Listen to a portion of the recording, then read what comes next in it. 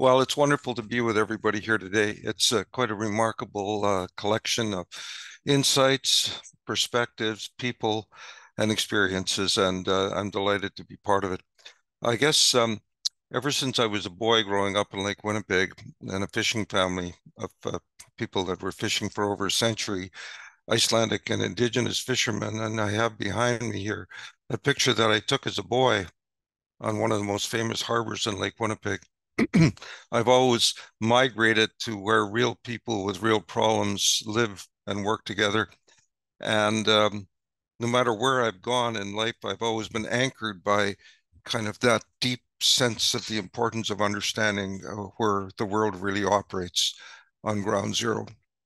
And and I hope you don't see me as somebody that's wandering in and you're wondering, who is this guy after I speak? Where did he come? Is he in the right place or did he get lost? So forgive me for that. But let me just start by saying that I have spent my career in the middle of complicated issues dealing with the intersection of people and resources and managing the space between. I like to think of myself as working along a relationship axis from relationships that are highly fragmented and conflicted to those that are information, and trying to leapfrog insights I've learned managing the complex places where people fight and try to learn how to talk into building more proactive structures as to how they're going to build effective working relationships together. Secondly, I guess on a vertical axis, I've worked from very high level dialogues, planning dialogues to intermediate to right on ground zero. But everything in my career is always migrated to ground zero, and that's where I'm going to focus today. It has resonance for some of the things that have been spoken with, particularly Jocelyn was talking about the need to connect the dots in terms of how we actually start working to understand what it's going to take in terms of building effective on-the-ground partnerships, in terms of co-design, co-development. So I'm going to be twisting into that direction. But let me start in a little bit of an unusual way before we get into playing a bit of a video. Um, I learned I'm a human being first, an engineer second. That was a remarkable statement made to me at the end of a course that I was teaching with tech, actually, an MBA program. I custom designed and ran MBA programs for tech dealing with complex multi-party settings for a number of years. And this mining manager stood up at the end of the course when we were digesting some of the nuggets, and that was the statement that he made. That's a profound statement because what it reflects is the deep experience that I've had in the rooms in which I've walked, which are always populated with multiple points of view of people at many levels and many places. And all I see is vacuum cleaners. There are vacuum cleaners in every chair. Everybody trying to suction the world up into the way they like to see it with their tools, their values, their approaches.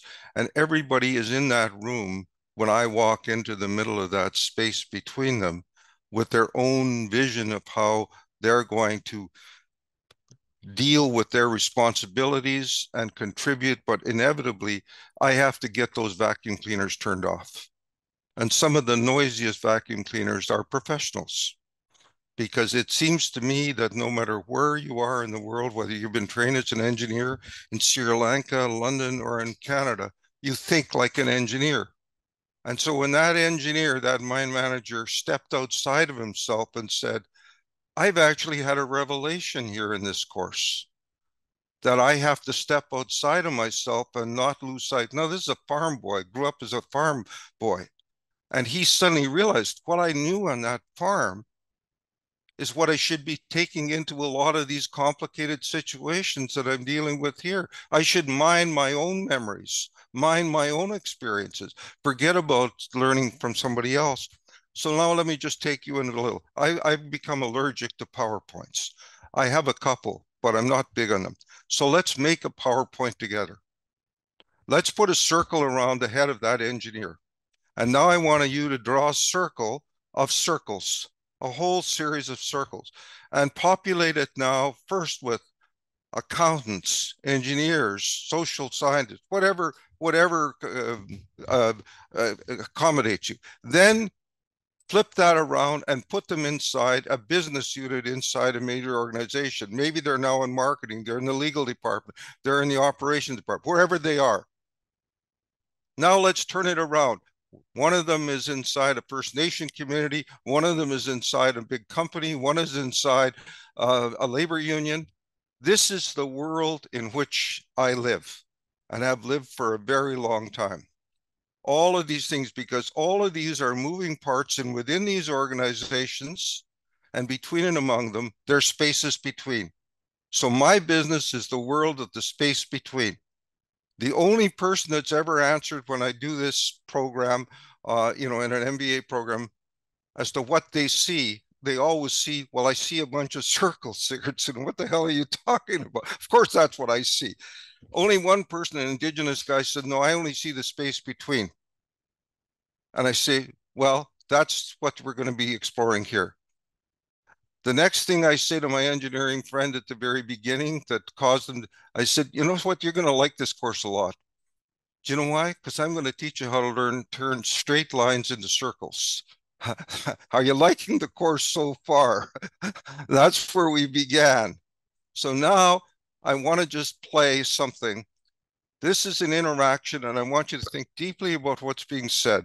It was produced as part of a 50-minute video that I developed for the purpose of building a framework for difficult conversations in groups of about 150 people that we brought from all over the world. This is a very tight clip. Think carefully about what you're going to see. The Granger River. I think it's coming, Glenn. It's coming. I don't know what happened there. I had it open. Sorry, Glenn, just bear with me a moment. Yeah, no problem. It was such a good build-up as well. Maintain that level of excitement, everybody. Hold on to it with both hands. Going again. Is it working? It's loading. Can you see it? So we can see the web page at the moment, Aileen, but it's not full The screen Granger yet. River Don't know why it's not zooming in. descends from the mountains to a... Bear with me a moment. If it's not going to work, Aileen, just hit play in that screen. That'll be okay. The Granger River descends from the mountains to a broad valley. There are several indigenous communities along the river. There is also a small town, which is the valley's hub for businesses and services. It is called Newtown. There is a gathering in the local community hall. There are large panels with pictures and words on them in several languages. A few people, clearly not from the valley, are talking to locals about the boards. People are engaged in conversation, and some are pointing at the boards and speaking loudly. This is just the first step in the environmental assessment process. My community relations team will be setting up offices next month. You're not hearing me. We don't want this mine. You have no right to be here. The number of jobs this project... Sure, there'll be some jobs, but the arguments have already started as to who's going to get them. And what about the good ones? Where's the training going to be for that? The training will... Have you know that some of our Indigenous leaders, including my husband, are meeting in London right now, and they've already let it be known that no new construction will start without our consent. Don't you think we know our rights? We want to meet with you to talk about these things. Come to our next open house. Why would I meet with you? You already have your plans all done up. You come to our community to consult with us, and it's not going to make any difference. Besides that, you have no authority to make any decisions. The CEO, Joe Stillwater, he's committed to doing it right and doing right by the communities. Joe? You tell Joe that Lucy wants to see him. Until I meet with Joe face to face, you're not moving an inch. You know Joe Stillwater? You tell Joe that Lucy said so. He'll know what I mean. We'll blockade the roads until he's here and meets with us. I can't get a message to him that easily. We've had enough of being pushed around. We can't count on government or anyone else. All they want is money. And all we're left with is a big mess to clean up after. You use our water. You pollute our rivers and fish. You get Joe here or you don't build. So,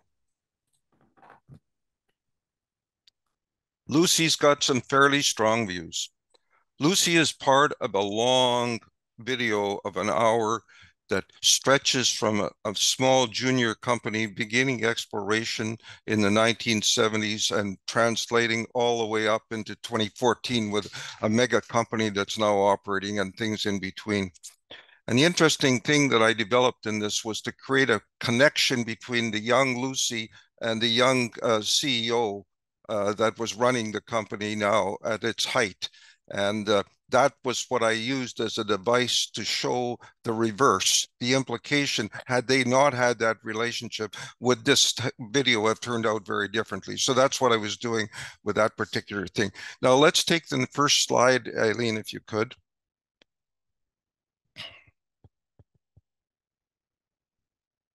Now, can you imagine if that consultant who was worried about how she was going to manage had explained and attempted to explain that this is the world that Lucy had to learn to navigate in, because these are all the things that these people in big places that are doing important things and speaking together at conferences like this are talking about. And until she understands all of this, she's really not going to be able to be effective. Is that the extent of the gap we've got? Are we going to start somehow, and let me be controversial here, informing these kinds of charts with the reality from the ground up? Because as everything in life, it's how people live and work together and find ways to move to the next level from conflict to talking to resolving, that we're never going to move anywhere. Let's go to the next slide.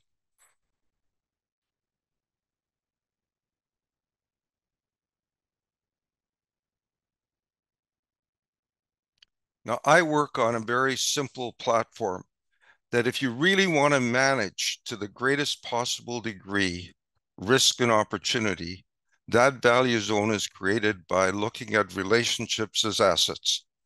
That only by building effective, durable, resilient assets will we maximize the potential in terms of a mining operation to reduce permitting and operational risks, that we will see innovative opportunities that we otherwise might have missed, and that there's reputational and competitive advantage to be procured.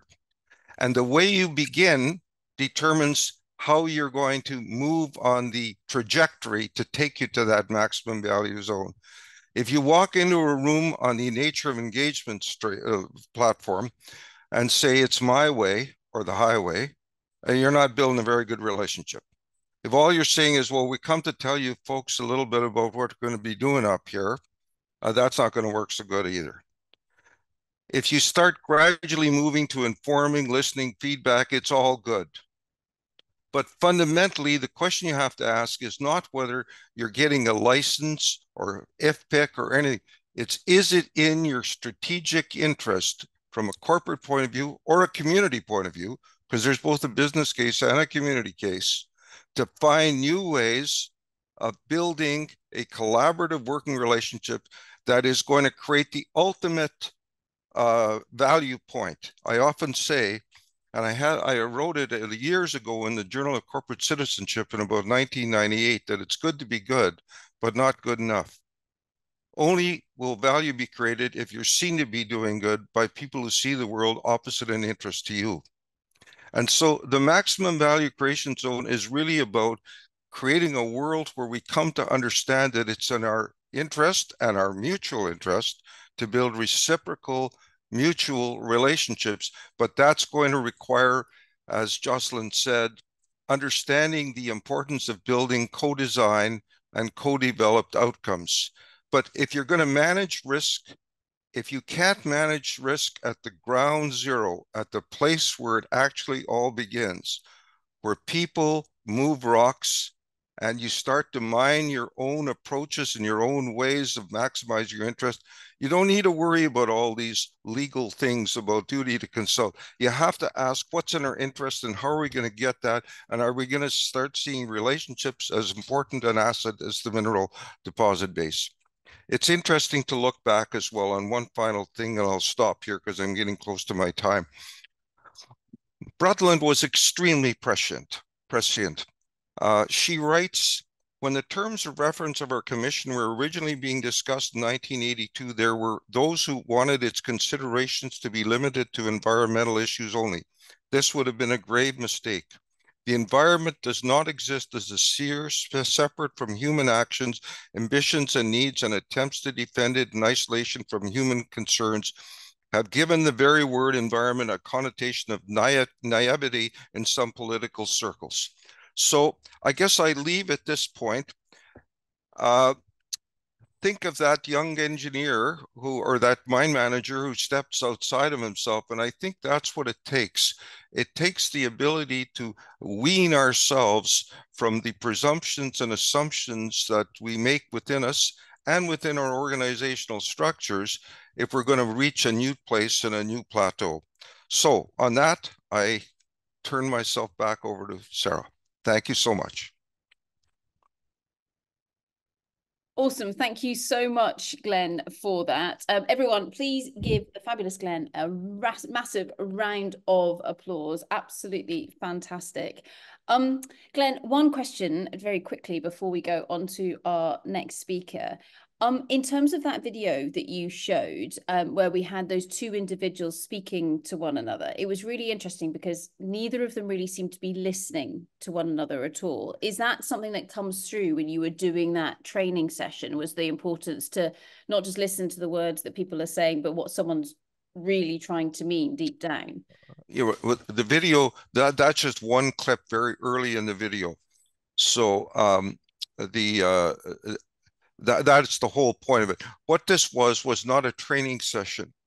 What we were building was a set of dialogues that were trying to emulate what we were doing in MMSD, Mines, Minerals, and Sustainable Development, where we had over 140 workshops globally in the period from 1999 to 2001 in London and around the world. It was headquartered there. And we had these complex multiple players in all these organizations. So I tried to build the same kind of thing, working in conjunction with Simon Fraser University, in which I funded over 40 people to come internationally to many of these different things. But over 5 years, we had 500 people come to these dialogues. It's on the website. And this is part of this video that was created as a foundation for them to engage in conversations, because I've learned that case studies never really tell you what really goes on. What really goes on, because you can't tell. So I decided the only way to really do that was to create a kind of video where those kinds of questions would be discussed. And that's the kind of question that would be prompted out of that piece. Awesome. Brilliant. Thank you very, very much, Glenn. There is so much more that we could speak about, but everyone, please put your hands together for the fabulous Glenn. Thank you very much. Thanks.